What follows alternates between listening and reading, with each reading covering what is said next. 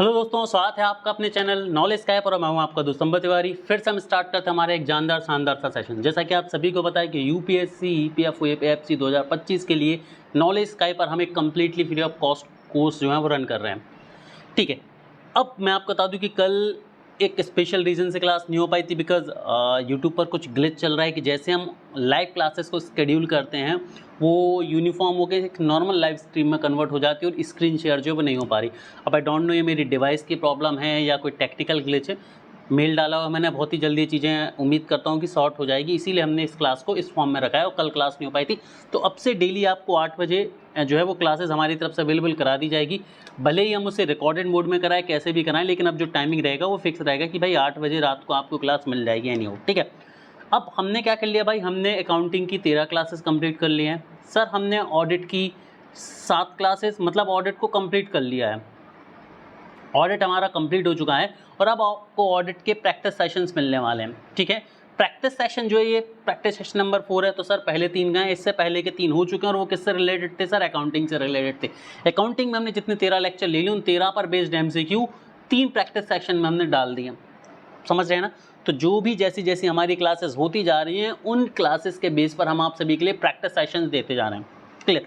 अब यहाँ पर हम क्या करने वाले हैं, 2 से 3 प्रैक्टिस सेशन आपको किस पर देने वाले हैं? ऑडिट पर देने वाले हैं सर। तो इन 2 से 3 प्रैक्टिस सेशन में हमें क्या मिलने वाला है सर? इन 2 से 3 प्रैक्टिस सेशन में आपको पूरे के पूरे ऑडिट के एमसीक्यूज करा देंगे, मतलब पूरे एमसीक्यूज A to Z सारे एमसीक्यूज करा दिए जाएंगे। ऑडिट आपका पूरी तरह से फुल्ली रिवाइज्ड हो जाएगा, फुल्ली रिवाइज्ड हो जाएगा मेरे प्यारे बच्चों आपका ऑडिट। ठीक है ना? किसी तरह की कोई भी समस्या, दुविधा, आपदा, विविधा आपके दिमाग में नहीं रह जाएगी ऑडिट से रिलेटेड। तो ये ऑडिट एमसीक्यू पार्ट 1 है, प्रैक्टिस सेशन ओवरऑल 4 है। देखिए प्रैक्टिस सेशन की सीरीज हमारी ऐसी चलेगी, 1 से लेके हम कंटिन्यू चलते चलेंगे और इसी में अकाउंटिंग के भी आते जाएंगे, ऑडिट के भी आते जाएंगे, इंडस्ट्रियल रिलेशंस के भी आते जाएंगे, इंश्योरेंस के भी आते जाएंगे, पॉलिटी के भी आते जाएंगे, हिस्ट्री भी आएगी, ज्योग्राफी भी आएगी, साइंस भी आएगा, मैथ्स भी आएगा, रीजनिंग भी आएगा। इस प्रैक्टिस सेशन में सारी चीज़ें रहेंगी। ठीक है, प्रैक्टिस सेशन में जो प्यारे बच्चों वो सारी चीज़ें रहेंगी आपको सिस्टमैटिकली, लेकिन ये सीरीज़ नंबर 1 से लेके चलती रहेगी जब तक आपकी ये पूरा का पूरा कोर्स चलेगा। इसी के अंदर सारे सब्जेक्ट हम कैटेगराइज करते जाएंगे। तो बिना टाइम को वेस्ट किए स्टार्ट करते हैं हमारी आज की क्लास को, ऑडिट के पहले क्वेश्चन को। स्पीड हम फास्ट रखेंगे, कोशिश हम करेंगे कि जल्दी से जल्दी ज़्यादा से ज़्यादा क्वेश्चन जो हम कवर अप करेंगे। ठीक है, प्रैक्टिस सेशन हम छोटे छोटे सेशंस बनाएंगे, ज़्यादा लंबा नहीं खींचेंगे। 20 मिनट से 30 मिनट के बीच में हम इन सेशंस को खत्म किया करेंगे ताकि छोटे सेशंस आपका भी इंटरेक्शन बना रहे, जल्दी जल्दी आप कवर कर पाएँ और आपके पास भी एक टारगेट रहे कि मुझे जल्दी इतनी इतनी चीज़ें कवर अप करनी है। ठीक है बच्चों, तो इस एक उद्देश्य के साथ हम इस पूरी की पूरी क्लास को जो है शेड्यूल कर रहे हैं, फिनोमिनल बना रहे हैं। तो आज का पहला क्वेश्चन है, ऑडिट नोट बुक्स कंटेन। बोला जा रहा है कि सर ऑडिट नोट बुक्स में क्या क्या होता है? इसमें वेरियस डेटा होते हैं, डेटा ऑफ रेफरेंस होता है, इसमें डिटेल्स ऑफ वर्क डन होती हैं, नोट्स रिगार्डिंग देम, है ना, requiring clarifications and explanation ETC या फिर ऑल ऑफ द अबव। तो भाई ऑडिट नोट में सारी की सारी चीज़ें होंगी, तो D all of the above जो इसका बिल्कुल करेक्ट आंसर होगा। ये सारी चीज़ें होंगी ऑडिट नोट में। भाई ऑडिट नोट में अलग अलग डेट्स एंड रेफरेंसेस भी होंगे, ऑडिट नोट में डिटेल्स ऑफ वर्क भी होंगी, जो काम उन्हें किया जाना है ड्यूरिंग द ऑडिट, या वर्क डन जो काम उन्होंने किए हैं प्रीवियस सिनारियोज़ में। इसके बाद जितनी भी इंक्वायरीज उन्होंने की, जितनी भी क्लैरिफिकेशंस हैं, जितने भी एक्सप्लेनेशन है उस ऑडिट से रिलेटेड, उनके जो क्वेरीज उठी थी उन क्वेरीज से related, each and everything will be discuss there, will be fully disclose there. यहाँ पर ये कहना बिल्कुल सही होगा। ठीक है, तो पहला क्वेश्चन हमारा डन होता है, ऑप्शन जो है डी बिल्कुल इसका करेक्ट आंसर होगा, ऑल ऑफ द अबव। ये सारी की सारी चीज़ें हमें देखने को मिलेंगी। अगले क्वेश्चन की तरफ हम चलते हैं। अगला क्वेश्चन आपसे स्क्रीन पर ये रहा है कि विच of the following has the broader scope. इनमें से किसके पास एक ब्रॉडर स्कोप है, मतलब इनमें से किसका जो एरिया है वो थोड़ा सा ज़्यादा ब्रॉड है? कौन है जो ज़्यादा से ज़्यादा चीज़ों को कवर अप करता है? क्या इंटरनल कंट्रोल ज़्यादा चीज़ों को कवर करता है, क्या इंटरनल ऑडिट ज़्यादा चीज़ों को कवर करता है, या इंटरनल चेकिंग ज़्यादा चीज़ों को कवर करता है? ठीक है, हर एक बच्चे का मुझे लाइव जो है वो आंसर चाहिए। हर एक बच्चे को पार्टिसिपेट करना है जो इस चीज़ में अप्लाई हो रहा है। ठीक है, तो वेरी गुड, सही बच्चों को आंसर देने हैं। ठीक है, लाइव चैट सेक्शन के थ्रू, है ना, बिल्कुल घोंगे जैसे गुग्गू जैसे नहीं बैठे रहना है, प्रॉपर रिप्लाई करना है। क्योंकि यदि आप रिप्लाई नहीं कर रहे हो इसका मतलब ये कि आपने पढ़ा नहीं है, ठीक से समझ नहीं आ रहा। रिप्लाई कर लो, गलत सही जो भी होगा। ठीक है, चलिए, तो इसका जो करेक्ट आंसर की हम बात कर लेते हैं फटाफट से। इस क्वेश्चन का करेक्ट आंसर है none of the above. None of the above which of the following is the broader scope. वैसे यहाँ पर मैं थोड़ा सा इसको खत्म करूँगा। इंटरनल ऑडिट, इन सब में इंटरनल ऑडिट का जो स्कोप है वो सबसे ज़्यादा होगा, ठीक है। इंटरनल ऑडिट का स्कोप जो है वो इन अवेलेबिलिटीज़ में तो सबसे ज़्यादा होगा। देखो इंटरनल कंट्रोल की बात करेंगे तो ये सिर्फ ऑपरेशनल होगा, ठीक है। इंटरनल चेकिंग की बात करेंगे तो ये सब चीज़ों को चेक करेगा, क्योंकि इंटरनल कंट्रोल और इंटरनल चेकिंग दो डिफरेंट कंसेप्ट हैं, ठीक है। इंटरनल कंट्रोल और इंटरनल चेकिंग दो डिफरेंट कंसेप्ट हैं, ठीक है, क्लियर। अब यहाँ पर हम आगे की कहानी को समझते हैं। लेकिन इंटरनल ऑडिट क्या होगा? ऑडिट में इंटरनल कंट्रोल, इंटरनल चेकिंग तो होंगी, साथ में ऑडिट का अपना खुद का प्रोसीजर भी होगा। ऑडिट का अपना खुद का क्या होगा सर? प्रोसीजर भी होगा आपका, क्लियर। तो इसीलिए इंटरनल ऑडिट जो है इसका करेक्ट आंसर होना चाहिए, ठीक है। ये थोड़ा सा गलत हो गया है। चलो आगे बढ़ते हैं। एन इंटरनल ऑडिटर इज, एक इंटरनल ऑडिटर कौन होता है? एक आसान सा बट एक इंपॉर्टेंट क्वेश्चन है, मैं बोलूँगा it is easy indeed a good question कि सर एक इंटरनल ऑडिटर कौन होता है? एक टेम्परेरी एम्प्लॉय होता है, एक परमानेंट एम्प्लॉय होता है, डेली वेजर होता है, या फिर नन ऑफ द अबव। कौन हो सकता है एक इंटरनल ऑडिटर? ठीक है, एक इंटरनल ऑडिटर कौन हो सकता है? ठीक है, तो इसका जो करेक्ट आंसर होंगे परमानेंट एम्प्लॉय होगा। क्यों होगा सर परमानेंट एम्प्लॉय? समझने की कोशिश कीजिए। सबसे पहले तो इंटरनल ऑडिट को मैं यही रिवाइज कर दूं सभी बच्चों को कि देखो इंटरनल ऑडिट क्या होता है। आप जब एक कंपनी के अंदर अपने ही किसी एम्प्लॉय से अलग अलग सेक्शंस का, अलग अलग डिपार्टमेंट का ऑडिट कराती है ताकि आप रेगुलर चेक कर सकें, है ना, इंटरनल चेक, इंटरनल कंट्रोल जैसी चीज़ों को अचीव कर सकें, ये देख सकें कि कहीं इन फ्रीक्वेंट टाइम में मेरी कंपनी में, मेरे ऑर्गेनाइजेशंस में कहीं किसी तरह के एरर्स या फ्रॉड्स तो नहीं हो रहे हैं, ठीक है, कहीं कुछ ऐसा तो नहीं है जो रूल्स एंड रेगुलेशन से हट के बहुत चल रहा हो। तो इस तरह की चीज़ें कराने के लिए हम इंटरनल एक ऑडिट को कंडक्ट करते हैं, ठीक है। अब इंटरनल ऑडिट दो तरह से होता है। इंटरनल ऑडिट में क्या होता है, पहले तो कंपनी क्या करती हैं, एक व्यक्ति को अपॉइंट कर देती हैं, देखो ध्यान से समझना, पहले होगा तो व्यक्ति है परमानेंट एम्प्लॉय, लेकिन ये दो तरह से हो सकता है। क्या होगा? एन ऑर्डिनरी एम्प्लॉय या फिर एन स्पेशलिस्ट ऑडिटर। सर इसका क्या मतलब है, समझो। ऑर्डिनरी एम्प्लॉय का मतलब ये है कि मान लीजिए मैं एक कंपनी में हूँ, तो मैंने किसी भी एक सीनियर व्यक्ति को, जिसकी क्वालिफिकेशन या इससे कोई फर्क नहीं पड़ता, वो सीनियर, उसको काम का नॉलेज है, मैंने उसको बोला कि सर आपको हर महीने इस एक दिन कंपनी के इन डिपार्टमेंट को चेक करना है, इन चीज़ों को चेक करना है, तो वो इंटरनल ऑडिट है। लेकिन ये एक ऑर्डिनरी एम्प्लॉय है। लेकिन कई कंपनियां क्या करती हैं, वो ये बोलती हैं कि एक पोस्ट बना देती हैं ऑडिटर की। वो क्या करती है, एक ऑडिटर की पोस्ट ही बना दी उन्होंने, जिसका काम हुआ इंटरनल ऑडिटर करना। और क्या करेंगे, उसके लिए क्वालिफिकेशन सेट कर देगी कि भाई वो चार्टर अकाउंटेंट होना चाहिए या MBA होना चाहिए या जिसके पास ऑडिट का कुछ एक्सपीरियंस होना चाहिए, ला। तो वो एक ऐसे स्पेशलाइज्ड व्यक्ति को भी क्या कर सकते हैं, हायर कर सकते हैं, अपॉइंट कर सकते हैं, ठीक है। आई होप सभी बच्चों को चीज़ यहाँ तक समझ आ गई होगी। थोड़े से डिस्टर्बेंस के लिए माफ़ी चाहूँगा, बाहर कुछ शोर ज़रूर हो रहा है, ठीक है। तो लेकिन होगा वो परमानेंट एम्प्लॉय, ठीक है। तो आई होप सभी बच्चों को चीज़ यहाँ तक क्लियर हो गई होंगी। चलिए, तो correct answer option number B, permanent employ. आगे बढ़ते हैं, क्वेश्चन नंबर 4 की तरफ हम चलते हैं कि the main object of vouching लिख गया, ये बाउचरिंग है एक्चुअल में, बाउचरिंग होगा ये, ठीक है। मेन ऑब्जेक्ट क्या है बाउचरिंग करने का? बाउचरिंग मतलब एक तरह से, यदि जिनको बाउचरिंग समझ नहीं आती वो बेसिकली इतना ये समझ सकते हैं कि जब भी कोई ट्रांजैक्शन होगा तो उस ट्रांजैक्शन के सपोर्ट में जो पेपर वर्क होगा उसे हम बाउचरिंग बोलेंगे, है ना। जैसे कि मान लीजिए एक उदाहरण के तौर पर मैं एक कंपनी X हूँ, है ना, और मैंने क्या किया है, मैंने अपना बिल पे किया, इलेक्ट्रिसिटी बिल पे करा है, ठीक है। तो अब जब इलेक्ट्रिसिटी बिल पे करा है तो मैं एक डॉक्यूमेंटेशन करूँगा जिसमें मैं ये लिखूँगा कि किस अकाउंट को मैंने डेबिट करा है, किस अकाउंट को मैंने क्रेडिट करा है, और ठीक है। तो जिस पेपर पर मैं ये लिखूंगा, ये पूरा प्रोसीजर जो मैंने करा है, इसे ही हम क्या बोलेंगे, बाउचर बोलेंगे। बहुत सिंपल शब्दों में मैंने आपको बता दिया कि जो करा उसे हमने पेपर में लिख दिया, this is what called voucher, है ना। जिन्हें बाउचर भी समझ नहीं आता वो सिंपल समझ सकते हैं कि जो भी ट्रांजेक्शन हुआ है और उस ट्रांजेक्शन में जो भी करा है उसको जब हम एक पेपर पर लिख लेंगे, डॉक्यूमेंटेड वे में जब हम उसे ले लेंगे तो उसे हम बाउचरिंग बोलेंगे, ठीक है। बहुत सिंपल शब्द में ये होगा। तो मेन ऑब्जेक्ट क्या है बाउचरिंग का? टू प्रिपेयर ट्रायल बैलेंस तैयार करना, कंडक्ट रूटीन चेकिंग कंडक्ट करना, verify authenticity and authority of the transaction की ऑथेंटिसिटी और अथॉरिटी को वेरीफाई करना या फिर चेकिंग ऑफ द वाउचर, क्या सही होगा? तो इसका जो करेक्ट आंसर होगा चेकिंग ऑफ द वाउचर। ठीक है, चलिए आगे बढ़ते हैं। Valuation is the base of what? Valuation is the base of what? Valuation का बेस, वैल्यूएशन किस चीज़ का बेस होता है? वेरिफिकेशन का, मार्केटिंग का, इंटरनल चेकिंग का या फिर बाउचिंग का? मैं माफ़ी चाहूँगा, यहाँ पर मैंने बाउचरिंग एक्सप्लेन कर दिया, बाउचिंग ही होता है। Vouching is a process of checking your vouchers. ठीक है, यहाँ पर माफ़ी चाहूँगा। ठीक है, लेकिन बाउचरिंग भी मैंने अच्छे से एक्सप्लेन कर दी कि बाउचरिंग क्या होता है। चलो, तो valuation is the base of what? तो यहाँ पर इसका जो करेक्ट आंसर होगा वो होगा वेरिफिकेशन का। वेरिफिकेशन का, वैल्यूएशन जो है वो बेस ऑफ वेरिफिकेशन है।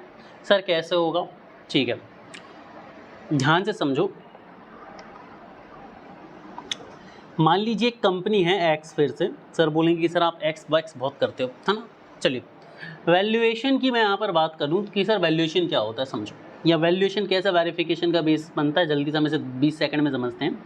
क्या है, मान लीजिए एक एक्स कंपनी ये बोल रही है सर 500 करोड़ का प्रॉफिट किया बैलेंस शीट के हिसाब से। तो अब हम क्या करेंगे, हम ये वैल्यूएट करेंगे with the help of voucher, with the help of supported sales document, with the help of gate pass and all the necessary document. हम ये चेक करेंगे कि क्या 500 करोड़ के वैल्यूएशन की चीज़ें यहाँ पर हुई हैं। ठीक है, और यदि वैल्यूएशन ये प्रूव कर देगा तो ये वेरीफाई भी हो जाएगा कि हाँ 500 करोड़ की सेल हुई है, 500 करोड़ का प्रॉफिट हुआ है। तो वैल्यूएशन करके हम वेरिफिकेशन कर पाते हैं। किसी ने बोला मैंने भाई 1 लाख रुपए तो मैं दिए हैं, तो हम वैल्यूएशन करेंगे कि क्या मेरे अकाउंट में 1 लाख रुपए आए, वैल्यूएशन कर लिया कि हाँ भाई 1 लाख रुपए आए, तो वो वेरीफाई भी होगी चीज़। समझ रहे हो ना? तो इसका correct answer option number A होगा, valuation is the base of verification. चलिए आगे बढ़ते हैं और अगले क्वेश्चन तक हम पहुँचते हैं। द फर्स्ट ऑडिटर और ऑडिटर्स आर अपॉइंटेड बाय, जो पहले ऑडिटर या ऑडिटर्स अपॉइंट करे गए थे वो किसके द्वारा अपॉइंट करे गए थे? तो central government, by the law board, company law board, board of directors के द्वारा या फिर शेयर होल्डर्स के द्वारा? किसके द्वारा? So the correct answer is board of directors. Board of directors के द्वारा, बोर्ड ऑफ डायरेक्टर्स के द्वारा जो है पहले ऑडिटर अपॉइंट किए गए थे। क्लियर है? यदि क्लास क्लियर है सभी बच्चों को, तो सभी बच्चों से एक रिक्वेस्ट है, हम्बल रिक्वेस्ट है यार, फटाफट से वीडियो को लाइक करते जाओ, शेयर करते जाओ, सब्सक्राइब करते जाओ, ताकि ज़्यादा से ज़्यादा बच्चों के पास ये free course, completely free course पहुँचो, ज़्यादा से ज़्यादा बच्चे नॉलेज का इस फ्री कोर्स इनिशिएटिव से जुड़ सकें। चलिए क्वेश्चन नंबर 7 की तरफ हम चलते प्यारा बच्चों। A number of checks and control exercised in business to ensure its efficient working is known as. A number of checks and control exercised in a business to ensure its efficient working is known as. कहने का मतलब ये है कि वो जो check और control जो ये तय करने के लिए, निश्चित करने के लिए करे जाते हैं कि जो बिज़नेस है वो एफिशिएंटली काम कर रहा है, जो बिज़नेस है वो सही तरीके से काम कर रहा है, इसे क्या कहते हैं? इसे इंटरनल चेक बोलते हैं, इंटरनल कंट्रोल बोलते हैं, इंटरनल ऑडिट बोलते हैं, या फिर इंटरिम चेक बोलते हैं। क्या बोला जाता है इसे? फटाफट से बताओ। ये इंपॉर्टेंट क्वेश्चन है क्योंकि थोड़ा सा घुमा रहा है। अब बहुत सारे बच्चे जो हैं वो कन्फ्यूज़ होंगे ही होंगे। क्लियर? यदि आपके फंडामेंटल ठीक ठाक नहीं है, आपने क्लास को ठीक ठाक तरीके से नहीं समझा है, तो यहाँ पर आपको कंफ्यूज होना 110% तय है। लेकिन यहाँ पर मैं आपको कंफ्यूज नहीं होने दूंगा। ठीक है, इसका सही आंसर इंटरनल चेक होगा, है ना। जिन्होंने भी क्लास ली है, कल की आखिरी क्लास ली है, उन्हें पता होगा कि सर इंटरनल चेक इसीलिए तो किए जाते हैं, देखने के लिए कि चीज़ें एफिशिएंटली चल रही हैं या नहीं चल रही हैं। ठीक है, इंटरनल कंट्रोल में क्या होता है? इंटरनल कंट्रोल में आप ये देखते हैं कि भाई आपके ऑडिट ठीक ठाक चल रहा है, आपका ऑपरेशनल ठीक ठाक से मैनेज हो रहा है, ये तो कंफ्यूज नहीं होना है। क्लियर? अच्छा, और नॉलेज का एक ऑफिशियल एप्लीकेशन को सभी बच्चों को जरूर डाउनलोड कर लेना है ना। उस एप्लीकेशन में आपको फुल लेंथ टेस्ट देखने को मिल जाएंगे, सेक्शनल टेस्ट देखने को मिल जाएंगे, वो भी फ्री ऑफ कॉस्ट। ठीक है, तो पढ़ते रहो, प्रैक्टिस करते रहो, ज़रूरी है। आगे बढ़ते हैं। क्वेश्चन नंबर 8 है कि vouchers related to what? Cash receipt, cash payment, credit transaction, all of the above. जो वाउचर्स होते हैं वो किससे रिलेटेड होते हैं? कैश रिसीट से रिलेटेड होते हैं, कैश पेमेंट से रिलेटेड होते हैं, क्रेडिट ट्रांजेक्शन से रिलेटेड होते हैं, या फिर ऑल ऑफ द अबव, या सभी से रिलेटेड होते हैं? तो इसका जो करेक्ट आंसर है वो option number D, all of the above. ठीक है, मतलब हर एक, देखो मैंने आपको क्या बताया था, हर एक ट्रांजेक्शन के सपोर्ट में आप वाउचरिंग करते हैं, है ना। जो भी ट्रांजेक्शन आपने किया, उसमें जो भी किया, उसको जब आपने एक पेपर पे लिख दिया, वही पेपर हमारा वाउचर कहलाएगा। सिंपल से शब्दों में बोलूँ तो भाई, चाहे आप कैश रिसीट हो, चाहे कैश पेमेंट करें, चाहे कोई भी ट्रांजेक्शन करें, they all are type of different types of transactions. और ट्रांजेक्शन होगा तो उसकी वाउचरिंग भी होगी सर, और जब वाउचरिंग होगी तो वाउचर रिलेटेड होगा इन सभी से, जिसका मतलब ऑल ऑफ द अबव। ठीक है, चलिए नेक्स्ट क्वेश्चन की तरफ हम चलते हैं। क्वेश्चन नंबर 9 है, internal check is meant for. Internal check किस चीज़ के लिए बनाया गया? अभी प्रीवियस टू प्रीवियस क्वेश्चन जो था वो भी इंटरनल चेक से रिलेटेड था। प्रीवियस टू प्रीवियस क्वेश्चन में क्या पूछा था जो इंटरनल चेक से रिलेटेड था? याद रखना होगा, जब भी क्वेश्चन अटेम्प्ट करते हो तो क्वेश्चंस प्रीवियस जो आप उससे रिलेटेड कर चुके थोड़ा सा रिकॉल करने की कोशिश किया करो, है ना। जिससे आप रिकॉल करोगे तो आपको समझ आ जाएगा कि जब आपको ये चेक करना हो कि आपका बिजनेस ठीक ठाक कंट्रोल में चल रहा है, ठीक ठाक एफिशिएंसी से चल रहा है नहीं चल रहा है, ये इंश्योर करने के लिए आप इंटरनल चेक को करते हैं। अब यहाँ पर वही उन्होंने पूछ लिया कि internal check mean for prevention of frauds, detection of frauds, helping audit in depth या डिटेक्शन ऑफ फ्रॉड, किस चीज़ के लिए होता है भाई? अब थोड़ा सा फंसेंगे हम, ठीक है, लेकिन करेक्ट आंसर इसका ऑप्शन क्या है? Helping audit in depth. हम सभी ने क्या पढ़ा था? इंटरनल चेक और इंटरनल कंट्रोल हमने कहाँ पढ़ा था? ऑडिट वाले चैप्टर में ही तो पढ़ा था sir. Prevention frauds and detection fraud और हेल्पिंग द ऑडिट। ठीक है, ध्यान से समझो इस चीज़ को। अब ये कन्फ्यूजन वाला है, यदि हेल्पिंग ऑडिट नहीं होता तो यहाँ पर हम क्या देखेंगे? यहाँ पर हम देखते प्रिवेंशन ऑफ फ्रॉड और डिटेक्शन ऑफ फ्रॉड, दोनों सही हो जाते। बेसिकली तो ये तीनों सही है। यदि यहाँ पर मान लीजिए डी आपका होता ऑल ऑफ दी अबव,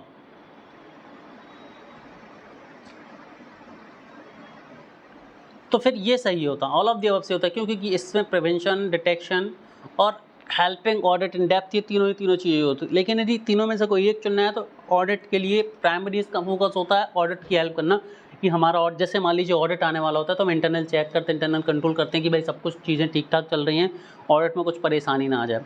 दूसरा टारगेट क्या होगा कि भाई ये इंश्योर करते करते ये भी देख लो पहले कि कोई एरर तो नहीं है, तो उसे डिटेक्ट कर लो, या एरर हो सकते हो तो उन्हें प्रोटेक्ट कर लो क्योंकि ऑडिट आने वाला है। तो तीनों की तीनों चीज़ें जो हैं वो टारगेट में आएंगी, तीनों की तीनों चीज़ें जो हैं वो उसके एरिया में, स्कोप में आएंगे इंटरनल चेक के। सर आगे बढ़ते हैं, अगले क्वेश्चन को समझते हैं। अगला क्वेश्चन है, internal auditor is appointed by. Internal auditor को कौन अपॉइंट करता है? बहुत हलवा लप्पू सा क्वेश्चन है। मैनेजमेंट को, द मैनेजमेंट मतलब मैनेजमेंट, शेयर होल्डर्स, गवर्नमेंट या फिर स्टैट्यूटरी बॉडी। तो देखो इंटरनल ऑडिट, देखो लप्पू सा क्वेश्चन है और ऑप्शंस भी लप्पू से ही हैं। इंटरनल ऑडिट को कौन अपॉइंट करेगा? जो ऑर्गेनाइजेशन है वो ऑर्गेनाइजेशन का जो टॉप लेवल है वही करेगा। यदि गवर्नमेंट का होना है ऑडिट तो गवर्नमेंट करेगी, स्टैट्यूटरी कोई बॉडी है तो वो करेगी, लेकिन इन सब में कौन करेगा? इनका टॉप सर मैनेजमेंट करेगा। शेयर होल्डर का तो कुछ रोल बनता ही नहीं है। तो option number A, the management, the top management, basically upper management जिसे हम बोल सकते हैं, वो क्या करेगा? उसका काम होगा इंटरनल ऑडिटर को अपॉइंट करना। ठीक है, बहुत ईजी सा क्वेश्चन था, सभी बच्चों का मैं उम्मीद करता हूँ कि सही है। यदि वीडियो पसंद आ रहा है तो लाइक ज़रूर करते जाओ। नेक्स्ट क्वेश्चन है 11, auditing begins with, auditing begins where blank ends.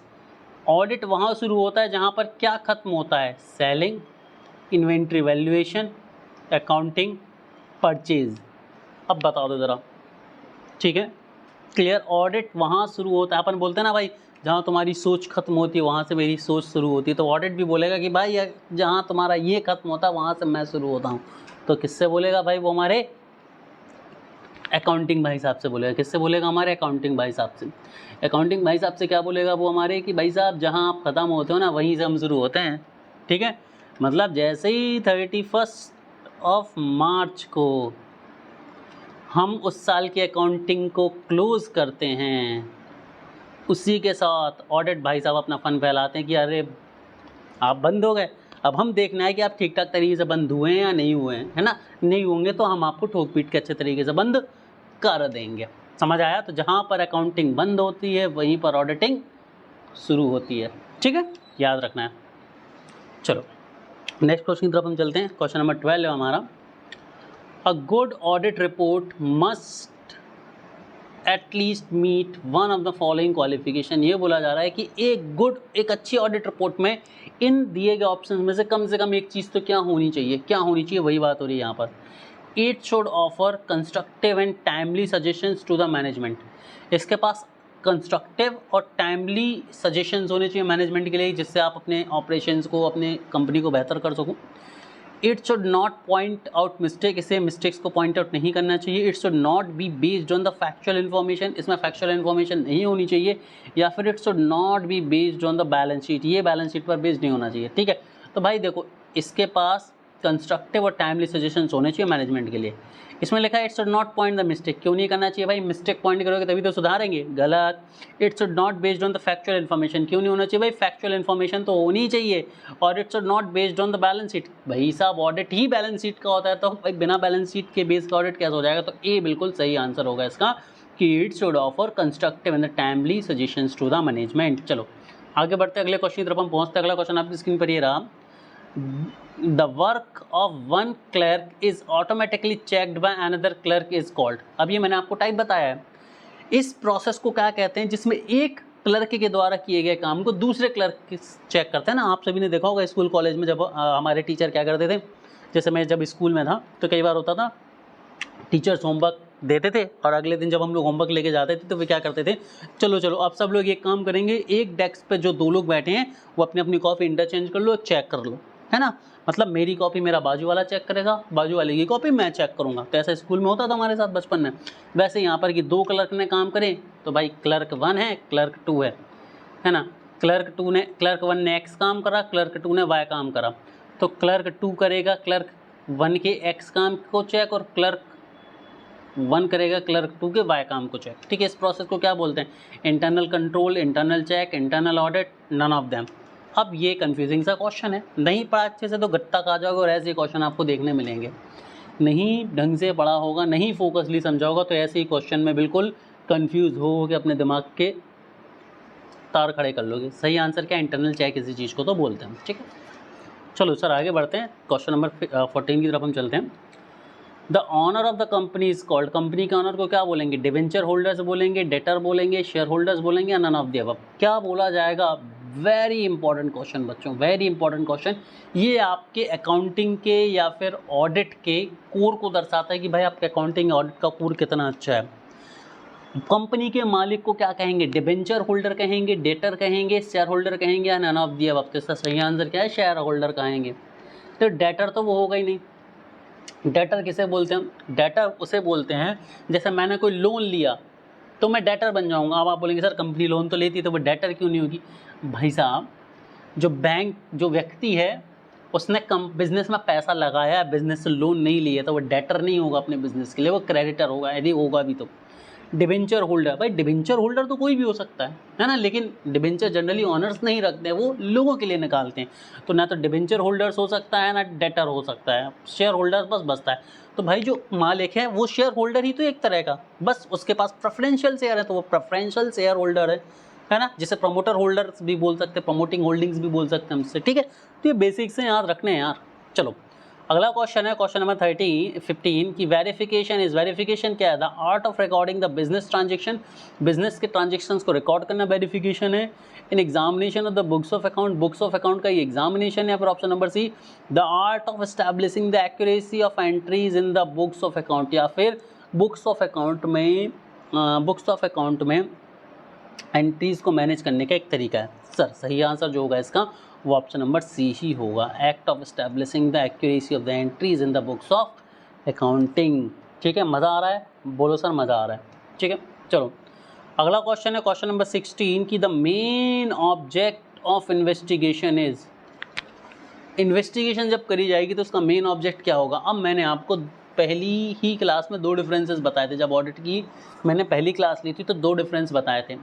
ठीक है, ऑडिट में और इन्वेस्टिगेशन में डिफरेंस बताया था और ऑडिट और अकाउंटिंग में डिफरेंस बताया था। मैंने बोला था जिसको ये चीज़ रट जाएगी ना उसका ऑडिटिंग का 1 से 2 क्वेश्चन तो कोई छुड़ा नहीं सकता। मतलब पहली क्लास जिसने अच्छे से पढ़ ली होगी ना वो 1 से 2 क्वेश्चन तो पक्का वहीं से मिलने वाले हैं आपको एग्जाम में। ठीक है, चलो तो भाई मेन ऑब्जेक्टिव क्या है इन्वेस्टिगेशन का?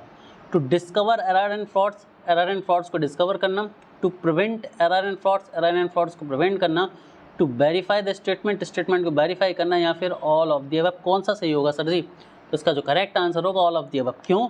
इन्वेस्टिगेशन डिस्कवर भी करेगी, प्रिवेंट भी करेगी, क्योंकि इन्वेस्टिगेशन होगी तो वे तरीके की बताएगी कि भाई आगे से ऐसी चीज़ें ना हो, इसके लिए आप ये मैटर ये मेजर्स लो।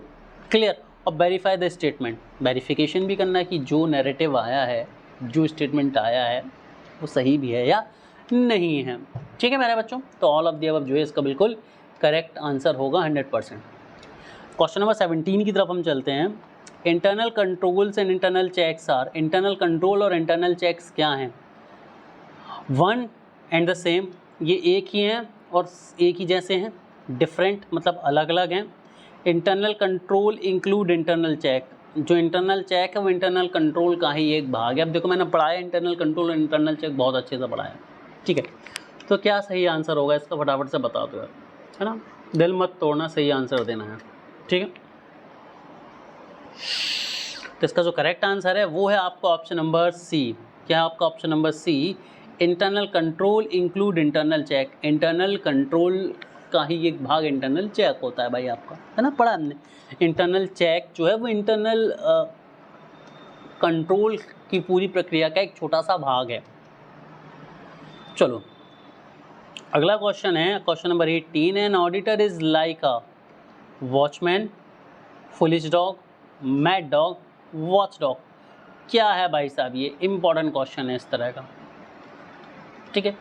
एक ऑडिटर को हम किससे कंपेयर कर सकते हैं? हम एक वॉचमैन से कंपेयर कर सकते हैं, एक पुलिस डॉग से कंपेयर कर सकते हैं, एक मैड डॉग से कंपेयर कर सकते हैं, या फिर एक वॉच डॉग से कंपेयर कर सकते हैं। जल्दी से बताओ। इसका जो करेक्ट आंसर होगा वो होगा option number D, watch dog. Watch dog का मतलब होता है, जैसे आपने सुना होगा ना हॉक-आई, हॉक-आई रखना मतलब किसी ऊपर कड़ी निगाह रखना है। बात वॉच डॉग का मतलब ये है कि वो हर एक चीज़ पर नज़र रखेगा, कोई कहीं कुछ गलत तो नहीं है, गलत है तो। जैसे कुत्ते क्या कर सकते हैं, आपके गेट पर खड़े हैं तो कोई एंटर भी नहीं कर सकता, लेकिन कहीं क्राइम हो जाता है तो पहले कुत्ते ही छोड़े जाते ताकि वो सूंघ सांघ के सब पता लगा लें, है ना। तो कुछ उस तरह के कंटेक्स्ट में मेरा यहाँ से कुत्ता वर्ड यूज़ करने का मतलब किसी भी कम्युनिटी या संप्रदाय को ठेस पहुँचाना नहीं है। मैं सिर्फ एक एग्जाम्पल दे रहा हूँ ताकि आसान भाषा में आपके दिमाग तक पहुँच सके। सिर्फ सिंपली एग्जाम्पल देने का तात्पर्य ये है बच्चों, ठीक है। चलिए, तो कोई हर्ट होने का दुस्साहस ना करे। चलिए क्वेश्चन नंबर 19 की तरफ हम चलते हैं। अगला क्वेश्चन आपकी स्क्रीन पर ये रहा है कि the special audit is necessary for, special audit किसके लिए अति अनिवार्य है? इन एफिशिएंट कंसर्न के लिए, प्रोसेसिंग कंसर्न के लिए, ट्रेंडिंग कंसर्न के लिए, या फिर मैन्युफैक्चरिंग कंसर्न के लिए? किस केस में आप स्पेशल ऑडिट परफॉर्म करेंगे? इन 4 दिए हुए केसेस में से आप किस केस के लिए जो इंटरनल ऑडिट परफॉर्म करेंगे, स्पेशल ऑडिट परफॉर्म करेंगे? तो इसका जो करेक्ट आंसर होगा वो होगा आपका ऑप्शन नंबर ए, इनएफिशिएंट ऑडिट के लिए। इनएफिशिएंट ऑडिट, इनएफिशिएंट कंसर्न के लिए, सॉरी, एक ऐसा कंसर्न जिसके बारे में आपको कोई ज़्यादा नॉलेज नहीं है, जिसका ज़्यादा से ऑडिट नहीं हो सकता है, या कुछ और सिनारियोज़ हैं, तो उस केस में आप क्या करेंगे? उस केस में आप एक स्पेशल ऑडिट परफॉर्म करेंगे। अब उस स्पेशल ऑडिट में क्या होगा सर? उस स्पेशल ऑडिट में हम ये करेंगे कि हम उन चीज़ों को पिक करेंगे, उनको समझेंगे, अलग अलग तरह के स्पेशल ड्राइव्स चलाएंगे, जिससे हम बहुत ज़्यादा चीज़ें जो उस पर्टिकुलर कंसर्न के लिए ज़रूरी हैं वो हम कलेक्ट कर पाएँ और उसको अलग से कर पाएँ, है ना।